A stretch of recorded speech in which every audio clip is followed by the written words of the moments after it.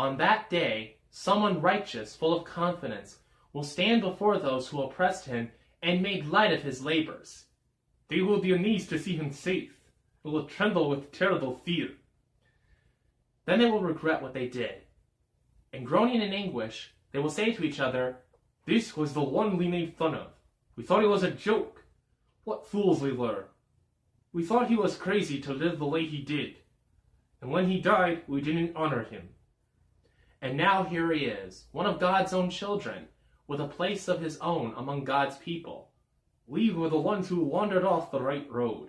We never lived in the light of righteousness. We never caught the first glimmer of its light.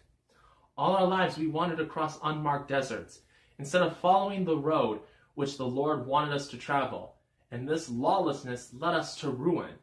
We were so proud of ourselves. We bragged about how rich we were. And now, what good has it done us? All those things are gone now. They have disappeared like a shadow, like something you hear and then forget.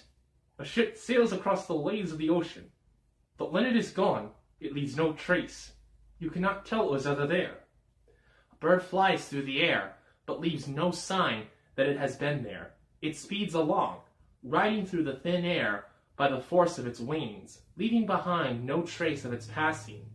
An arrow splits the air when it is shot at a target, but at once the air closes up behind it, and no one can tell where it passed.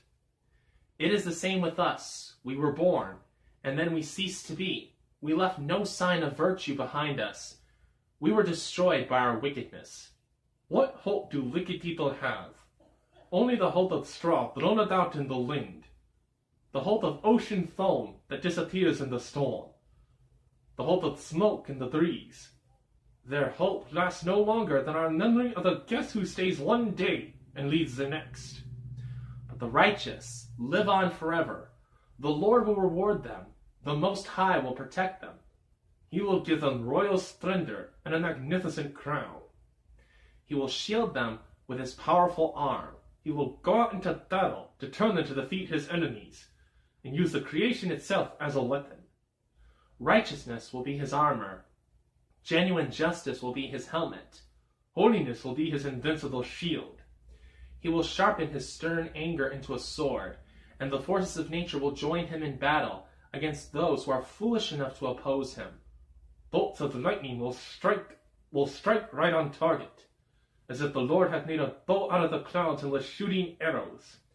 Hailstorms will beat down on his enemies with terrible force. The oceans and rivers will come rushing over them in a devastating flood. Great windstorms will blow them away like straw. Lawlessness will be the ruin of the whole world. Evil actions will cause governments to fall.